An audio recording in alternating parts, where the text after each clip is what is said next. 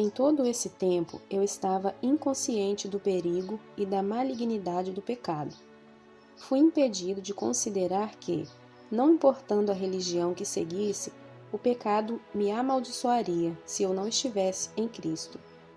Graça abundante ao principal dos pecadores. Capítulo 2. Despertando o interesse pela religião. Logo depois disso, me casei. Deus foi misericordioso, dando-me uma esposa cujo pai era conhecido por ser um homem piedoso.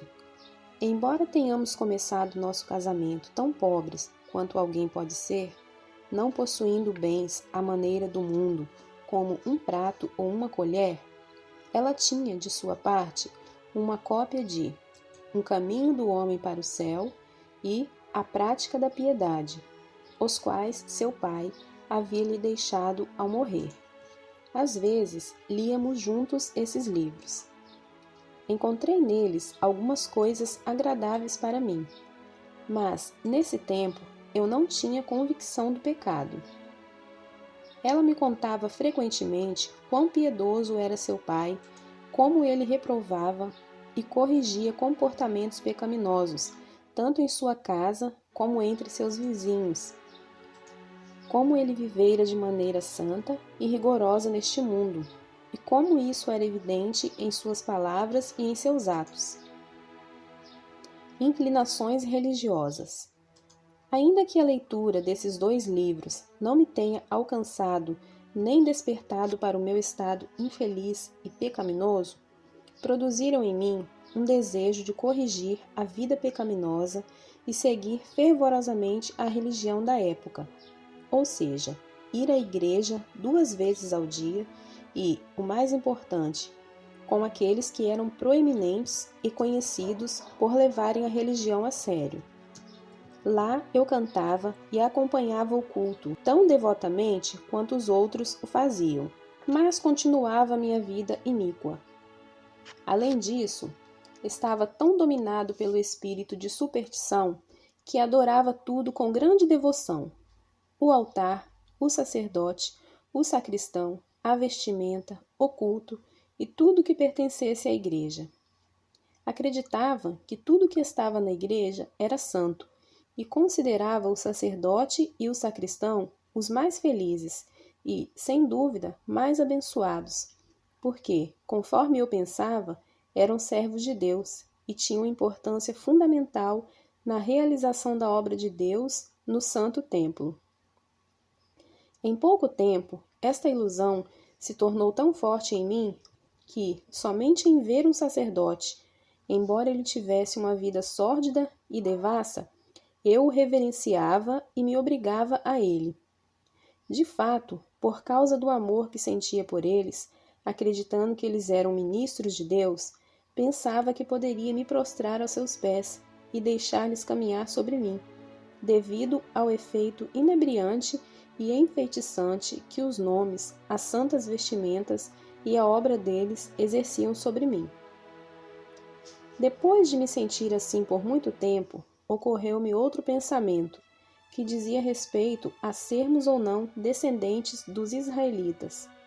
Descobri nas Escrituras que eles haviam sido o povo escolhido de Deus, e pensei que, se pertencesse a essa raça, minha alma ficaria satisfeita.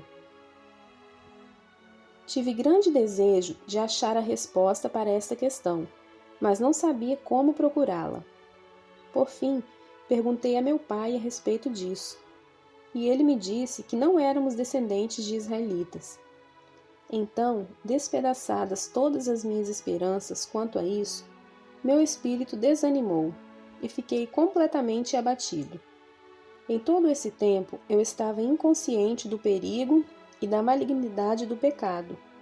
Fui impedido de considerar que, não importando a religião que seguisse, o pecado me amaldiçoaria se eu não estivesse em Cristo. Na verdade, nunca pensava nele, nem se ele existia ou não.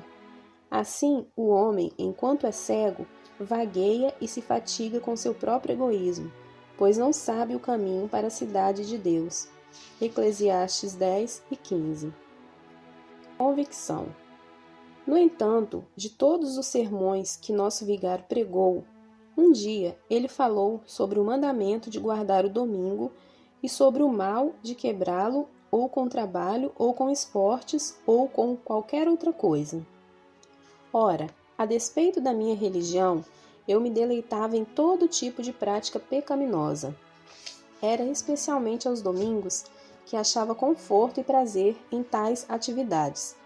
Por essa razão, minha consciência esteve sob convicção durante aquele sermão. Pensava e acreditava que ele fora pregado com o propósito de mostrar-me meus atos maus. Nessa ocasião, descobri pela primeira vez o que era a culpa. Até onde posso lembrar, eu nunca havia sentido isso antes. Estava tão oprimido pela culpa que, ao terminar o sermão, fui para casa com um fardo pesado sobre meu espírito. Por um momento, isto serviu para neutralizar a força de meus entretenimentos favoritos e tornar desagradáveis para mim os antigos prazeres. Mas isso não durou muito. Antes mesmo de terminar o jantar, os problemas começaram a desaparecer de minha mente e meu coração voltou aos caminhos antigos. Oh, quão feliz estava por esse problema haver me deixado e sua inquietude desaparecido, para que eu pudesse pecar novamente, sem restrição. Então, após haver jantado suficientemente bem, descartei todos os pensamentos sobre o sermão e voltei, com grande deleite, a meu antigo hábito de jogos e esportes. Naquele mesmo dia, quando eu estava no meio de uma partida de bilharda, um jogo em que um pequeno pedaço de madeira afilado em ambas as extremidades é golpeado com um bastão. Havia dado o primeiro golpe e estava para dar o próximo, quando repentinamente uma voz do céu, com um dardo em minha alma, disse: Você abandonará os seus pecados e irá para o céu, ou manterá os pecados e irá para o inferno? Nesse instante fiquei maravilhado e, deixando o bastão no chão, olhei para o céu. Foi como se visse com os olhos de meu entendimento o Senhor Jesus olhando para mim, mostrando seu extremo desgosto e ameaçando-me severamente com dolorosa punição, por essas e outras práticas ímpias. Este pensamento me ocorreu quando a seguinte conclusão se apoderou de meu espírito, visto que a interrupção trouxe novamente os meus pecados à tona, de que eu era um grande e horrível pecador, e agora estava tarde demais para buscar o céu, pois Cristo não perdoaria a mim nem as minhas transgressões. Então comecei a refletir nisto, enquanto pensava em tal situação e temia que aquilo poderia ser real. Senti meu coração cair em desespero, concluindo que era tarde demais. Decidi continuar no pecado, pois pensava: se este é o caso, meu estado certamente é miserável. Miserável se eu deixar os pecados, miserável se eu os seguir. Não há como não ser condenado. E se tem de ser assim, serei amaldiçoado tanto por muitos pecados como por poucos. O poder do pecado. Eu estava em pé, no meio do jogo, diante de todas aquelas pessoas, mas não lhes disse nada. Tendo chegado a essa conclusão, voltei desesperadamente ao jogo, pouco antes de este desespero possuir minha alma. Eu estava persuadido de que nunca obteria qualquer consolação, exceto o que obteria do pecado. Toda a esperança a respeito do céu desaparecera, de modo que não me permitiu pensar nele. Contudo, encontrei em mim um grande desejo de satisfazer-me no pecado, e continuei a considerar que pecado ainda poderia cometer a fim de provar a sua doçura. Tive pressa em satisfazer-me nos deleites do pecado, para que não morresse antes de realizar meus desejos, algo que eu temia muito. Declaro, na presença de Deus, que não estou mentindo quanto a estas coisas, nem elaborando qualquer fingimento. Estas eram, de fato, as coisas que, com todo o coração, eu desejava. Que o bom Senhor, cuja misericórdia é insondável, perdoe as minhas transgressões. Estou convencido de que esta tentação do diabo para conquistar o espírito com uma disposição de coração cauterizada e uma consciência entorpecida é mais comum entre as pessoas do que a maioria delas está ciente. O diabo alimenta, silenciosa e furtivamente, o coração e a mente das pessoas, com tal desespero que, apesar de não sentirem culpa específica, acreditam que não há mais esperança para si mesmas, visto que têm amado seus pecados. Portanto, elas continuam a segui-los. Jeremias 2, 25, 18 e 12. Então continuei no pecado. Minha mente sempre ansiava por mais, embora me atormentasse o fato de que o pecado não trazia a satisfação que eu esperava. Continuei assim por um mês ou mais. Um dia, eu estava diante da loja de um vizinho, amaldiçoando e praguejando, bancando o louco, como era habitual no meu proceder pecaminoso. E a dona da casa, lá de dentro, me ouviu. Mesmo sendo libertina e ímpia, ela reclamou que eu amaldiçoava e praguejava em tão terrível medida que ela tremeu ao me ouvir. Além disso, para aquela mulher, eu era a pessoa mais ímpia que ela já conhecera em toda a sua vida, no que diz respeito a praguejar. Ela disse que, com minhas ações, eu poderia arruinar toda a juventude da cidade, se andassem em minha companhia. Diante desta repreensão, fiquei quieto, envergonhado em meu coração, e, como pensava, diante do Deus do céu. Por essa razão, enquanto permaneci ali, cabisbaixo, devido à vergonha, desejei de todo o meu coração ser uma criancinha novamente, para que meu pai me ensinasse a falar sem blasfemar. Estou tão acostumado a isso, pensei, que é inútil pensar em corrigir o meu falar. Acreditava que isso nunca aconteceria. Uma religião de obras. Mas não sei como aconteceu. Daquele momento em diante, parei de blasfemar, a ponto de eu mesmo ficar grandemente surpreso. Antes, eu não sabia como falar sem que precedesse as minhas palavras com uma praga e as seguisse com outra, a fim de dar-lhes autoridade. Agora, sem blasfemar, eu falava melhor e com mais deleite, como nunca o fizera antes. Em todo este tempo, eu não conhecia a Jesus Cristo, nem abandonei meus esportes e jogos. Todavia, logo depois, conheci um homem que professava ser cristão e, conforme pensei, falava de maneira agradável sobre as Escrituras e a religião. Por essa razão, dediquei-me ao estudo de minha Bíblia, tendo começado a desenvolver algum interesse no que ele dizia e a sentir grande prazer em lê-la, especialmente as partes históricas. Quanto às epístolas de Paulo e outras passagens como estas, eu não as apreciava tanto, uma vez que ainda era ignorante a respeito da corrupção de nossa natureza e da nossa necessidade e dos méritos de Jesus Cristo para nos salvar. Engajado numa reforma exterior, tanto no falar como no viver, coloquei os mandamentos diante de mim, como o caminho para o céu. Tentei guardar os mandamentos e pensava que o fazia muito bem. Às vezes, isso me dava conforto, mas, de vez em quando, eu quebrava um deles, e assim afligia minha consciência. Então me arrependia e dizia que sentia muito por isso, prometendo a Deus que faria melhor da próxima vez. Era assim que eu me ajudava, pensando que agradava a Deus, tanto quanto o fazia qualquer outro homem na Inglaterra. Continuei desta maneira cerca de 1 ano. Durante este tempo, nossos vizinhos me consideravam um homem muito piedoso, um homem novo e religioso. E muitos se maravilhavam ao ver tão grande e notável mudança em minha vida e conduta.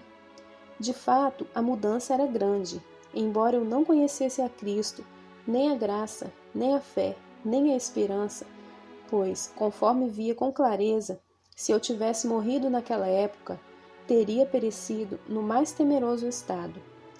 Porém, como digo, Meus vizinhos estavam maravilhados com essa grande conversão, de profanação prodigiosa para algo semelhante a uma vida moral. Eles tinham razão em maravilhar-se, pois minha conversão foi algo tão formidável como o teria sido para um louco tornar-se um homem sensato. Eles passaram a dirigir-me louvores, expressões de aprovação e falavam bem de mim, estando eu presente ou não. Agora, como eles diziam, eu havia me tornado piedoso, me tornara um homem verdadeiramente honesto. Mas, quando percebi o que estavam falando e pensando sobre mim, fiquei muito satisfeito. Embora eu não fosse mais que um infeliz, hipócrita, disfarçado, amava ser comentado como alguém verdadeiramente piedoso. Estava orgulhoso de minha santidade e fazia tudo para ser visto ou bem falado pelos outros. Continuei assim durante 1 ano ou mais. Capítulo 3. As primeiras inquietações da alma. Agora você precisa entender que antes disso eu tinha muito prazer em tocar os sinos da igreja. Mas ao passo que minha consciência começava a se tornar sensível, pensei que tal prática era nada mais que vaidade. E obriguei-me a abandoná-la, ainda que continuasse a desejá-la. Por essa razão, eu ia à igreja, via o sino sendo tocado, embora eu mesmo não ousasse mais fazê-lo. Eu pensava que isso também não era um comportamento apropriado para alguém religioso. Porém, continuei indo à igreja com o propósito de ouvir o sino. Entretanto, logo comecei a me questionar. E se um dos sinos caísse? Decidi ficar debaixo da viga, que cruzava de um lado ao outro da torre, pensando que estaria seguro ali. Então pensei que, se o sino caísse enquanto balançava, primeiro ele bateria na parede e depois viria sobre mim, matando-me, mesmo estando sob a viga. Isso fez-me permanecer à porta da torre. Pensava, estou seguro bastante, e se o sino cair, eu posso sair rapidamente para trás dessas paredes mais largas e preservar-me de sua queda. Assim, eu ainda os via tocar o sino, mas não passava na porta da torre. Então pensei, e se a própria torre caísse? Essa ideia, isso poderia ter ocorrido mesmo quando eu estava lá e observava.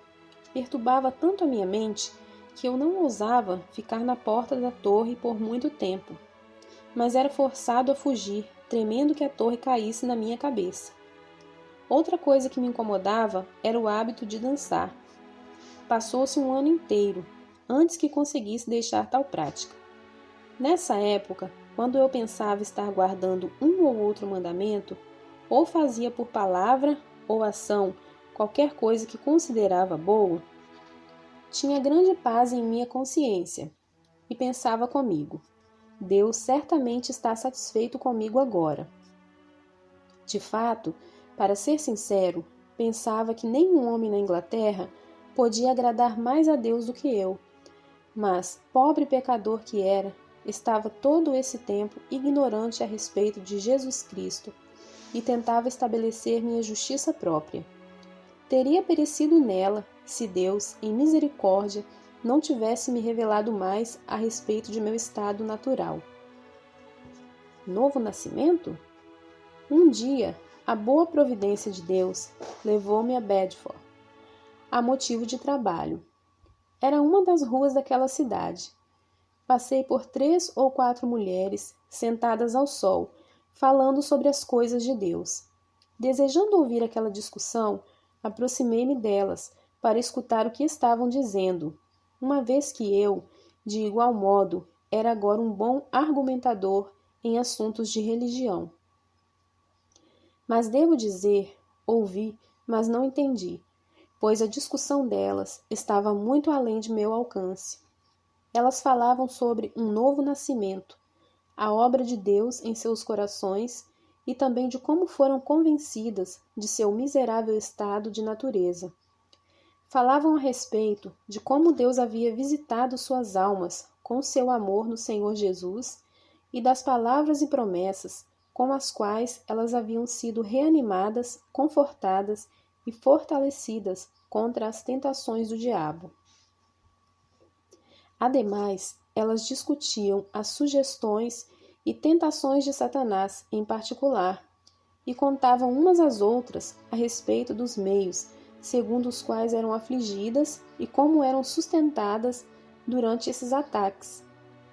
Também falavam da miséria de seus próprios corações e de sua incredulidade, e desprezavam e aborreciam sua justiça própria como imunda e insuficiente para fazer-lhes qualquer bem. Parecia-me que a alegria de seus corações era a fonte de seu falar. A conversa delas era preenchida com a beleza e o deleite da Escritura, e havia tal aparência de graça em tudo o que elas diziam, que era como se tivessem encontrado um novo mundo. Como se fossem pessoas que vivessem sós e não devessem ser consideradas da mesma maneira que seus vizinhos. Nesse momento, senti meu coração começar a agitar-se, ficar desconfiado de meu estado espiritual, quando percebi que, mesmo com todas as minhas ideias sobre religião e salvação, o novo nascimento jamais havia penetrado a minha mente, nem conhecia o conforto e a promessa da palavra, nem o engano e a traição de meu coração corrompido. Eu não dei atenção aos meus pensamentos secretos e nem entendia o que eram tentações satânicas, ou como elas poderiam ser resistidas e vencidas. Por conseguinte, quando ouvi e considerei o que aquelas mulheres disseram, eu as deixei e prossegui a viagem de trabalho, mas a conversa delas me acompanhou. Meu coração permaneceu com elas, pois fui grandemente afetado por suas palavras. Estas me convenceram de que faltavam em mim as marcas distintivas de um homem verdadeiramente piedoso, e também me convenceram da feliz e abençoada condição de uma pessoa piedosa. Portanto, buscava frequentemente a companhia daquelas pessoas, pois não conseguia me afastar mais delas.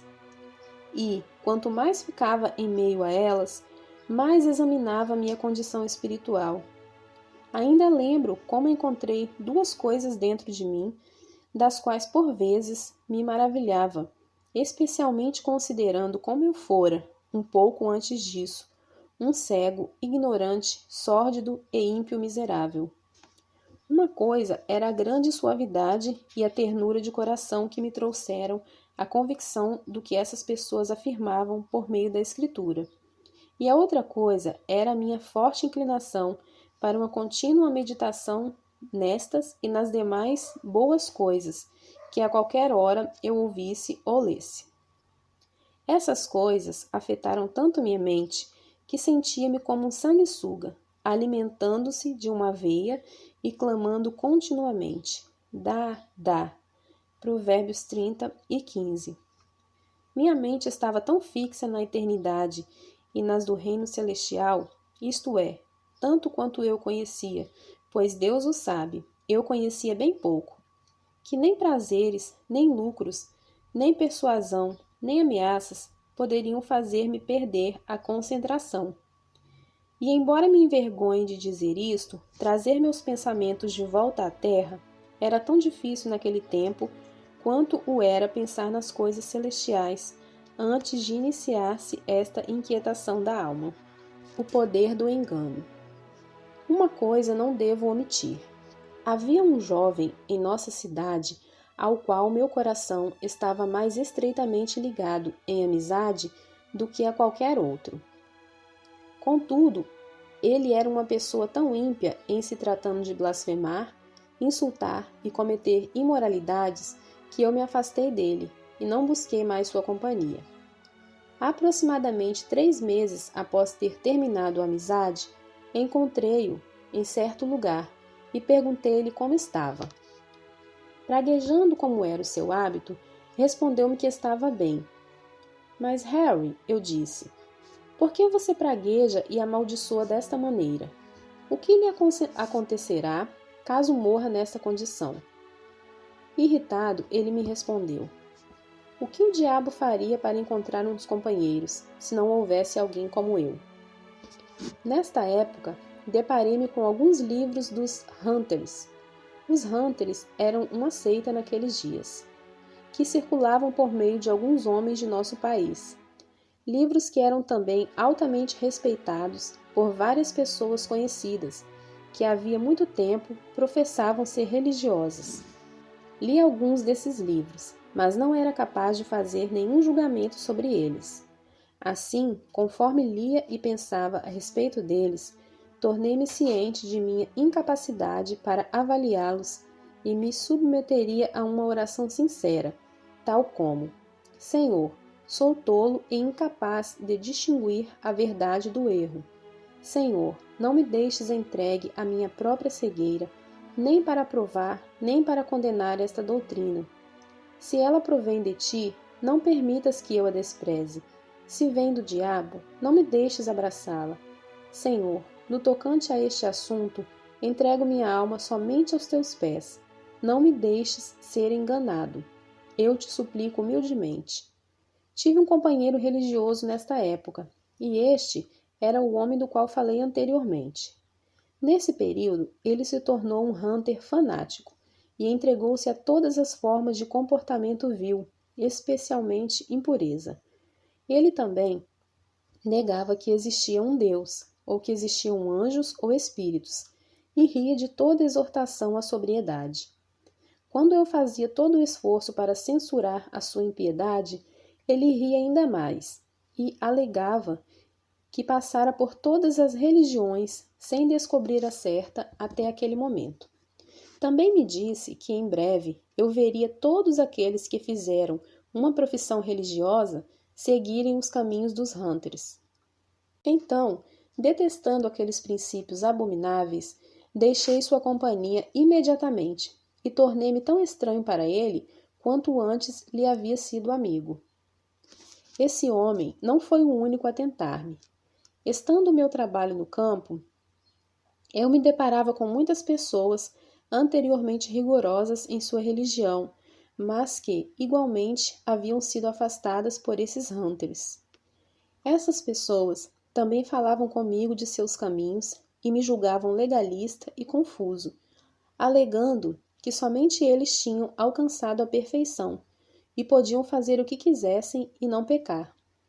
Essas tentações apelavam para minha natureza pecaminosa, sendo eu jovem e estando no vigor dos anos. Mas Deus, que tinha, como eu esperava, designado-me para coisas melhores, guardou-me no temor de seu nome, e não permitiu que eu aceitasse tão abomináveis princípios. Bendito seja Deus, que dispôs meu coração a clamar por ele, a fim de ser guardado e direcionado por ele, e a continuar desconfiando de minha própria sabedoria. Desde então, tenho visto os efeitos daquela oração em ter o Senhor me preservado, não somente dos erros dos Hunters, mas daqueles que surgiram desde então. A Bíblia era preciosa para mim naqueles dias. Ignorância e confusão. Acredito que em seguida comecei a olhar a Bíblia com novo entendimento, lendo-a como nunca o fizera antes.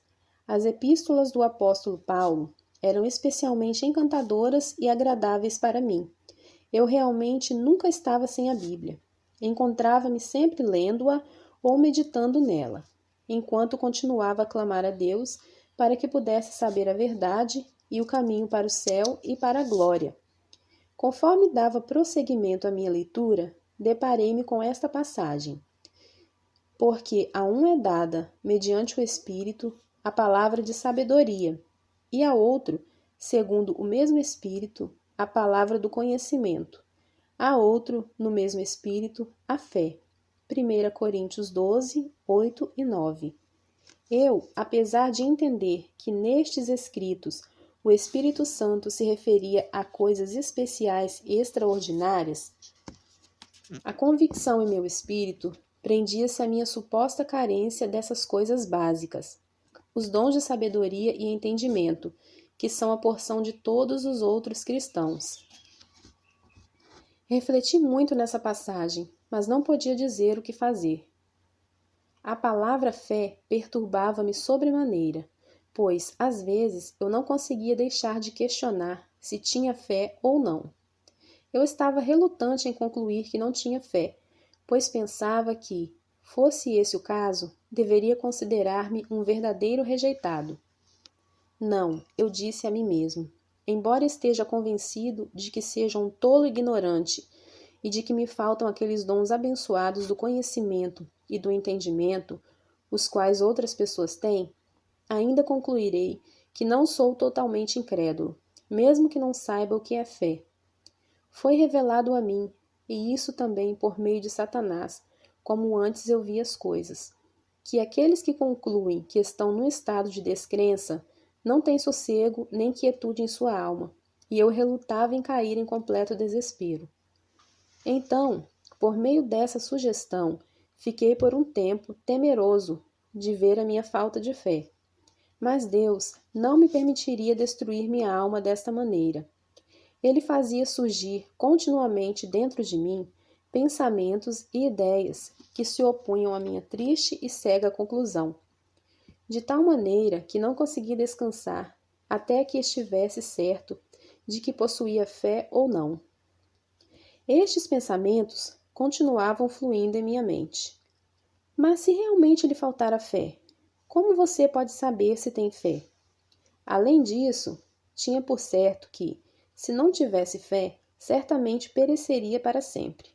Embora eu me empenhasse, a princípio, para negligenciar o papel da fé, logo depois considerei o assunto de maneira mais sensata e me submeti à prova para ver se tinha fé ou não. Mas, ai de mim, pobre miserável que era tão ignorante e desprovido de instrução que eu não sabia como fazê-lo, assim como ignorava como começar e concluir uma obra de arte rara e extraordinária que eu jamais havia visto ou considerado. Deste modo, enquanto eu refletia sobre essas coisas e me sentia perturbado por elas, você deve saber que eu não revelara meus pensamentos a respeito disso a ninguém. Tinha apenas ouvido e refletido sobre o que os outros diziam.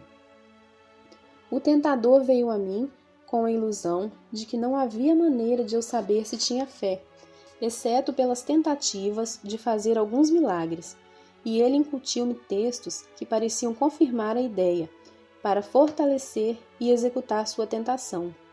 Bem, um dia eu estava entre Elstow e Bedford, e me sobreveio, de maneira forte, a tentação de verificar, por meio de algum milagre, se tinha fé. O milagre específico que eu tentaria realizar consistia em dizer às poças d'água que se haviam formado na estrada, dentro das marcas feitas pelas patas dos cavalos: secai, e aos lugares secos, formem-se poças. E realmente eu ia dizê-lo uma vez, mas no momento em que eu estava para falar, o seguinte pensamento veio à minha mente: primeiro, vá até aquela cerca e ore para que Deus o capacite. Quando terminei de orar, tive uma forte sensação de que, se após orar tentasse novamente fazê-lo e nada ocorresse, apesar de ter orado a respeito daquilo, eu teria certeza de que não tinha fé, e sim que estava perdido e rejeitado. De fato, pensei, se este é o caso, não tentarei ainda, mas esperarei um pouco mais. Assim, continuei em grande prejuízo, pensando que, se apenas aqueles capazes de operar coisas tão maravilhosas tinham fé, eu não a tinha, nem era provável que um dia viesse a tê-la. Consequentemente, eu oscilava entre o diabo e a minha própria ignorância, e às vezes ficava tão perplexo que não sabia o que fazer.